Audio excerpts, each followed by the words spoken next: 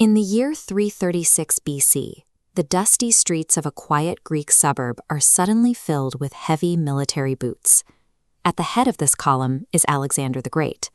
At 20 years old, he commands a massive army and expects immediate, total submission from everyone who crosses his path. Alexander stops before a half-naked, homeless old man lounging casually in the dirt, completely ignoring the conqueror's presence. This is the philosopher Diogenes. How does a man who possesses absolutely nothing manage to psychologically disarm the most powerful human being on earth without lifting a single finger? To understand the standoff, we have to look at the city of Corinth. Alexander has arrived here to consolidate his political grip, demanding to be recognized as hegemon of all the Hellenic states before he marches off to invade the Persian Empire. His entire authority is built on two levers. He has the capacity to distribute limitless wealth and the capacity to deal absolute death. This gold coin represents the economic weight of the Macedonian Empire. It is the physical currency used to buy loyalty, armies, and nations. Knowing this, every intellectual, politician, and noble in Greece has flocked to Corinth to seek his patronage and confirm his supremacy. In Alexander's reality, every human being has a transactional price, making everyone he meets a subordinate. But Diogenes of Sinope is missing. He is the singular intellectual of renown who refuses to attend Alexander's coronation. Diogenes is the maximum exponent of cynicism, a philosophy derived from the Greek word kynikos, meaning dog-like. It requires the absolute rejection of artificial social norms, wealth, and status. He didn't live in a wooden barrel like Renaissance paintings suggest.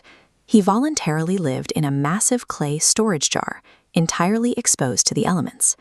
He believed that depending on external comforts traps you. He spent his life stripping away those dependencies.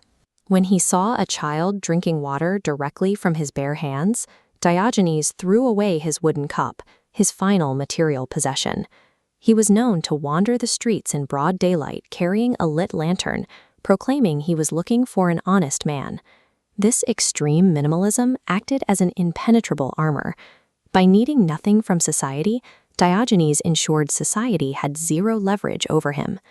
Alexander, unable to ignore this slight to his authority, brings his royal procession directly to Diogenes' clay jar.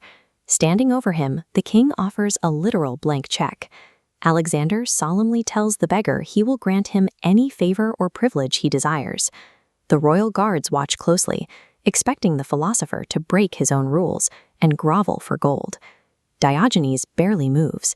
He locks eyes with the conqueror and says, "Stand out of my sun." Alexander is attempting to grant artificial, man-made wealth, yet his very presence blocks a free, natural resource he doesn't have the power to restore. Alexander's ultimate weapon of patronage is neutralized by a man who has eradicated his own greed. The Macedonian generals are outraged, ready to strike down a beggar who just insulted their divine ruler. But Alexander silences them. Staring at the man in the dirt, he admits, "If I were not Alexander, I would wish to be Diogenes." Alexander has spent his youth crossing deserts and oceans to assert his will over millions, yet he has encountered a man whose will cannot be bought. The king realizes that while his power depends on constant conquest, Diogenes is already complete. So let me know in the comments below, who was actually the freer man? The king who owned the world, or the beggar who didn't need it?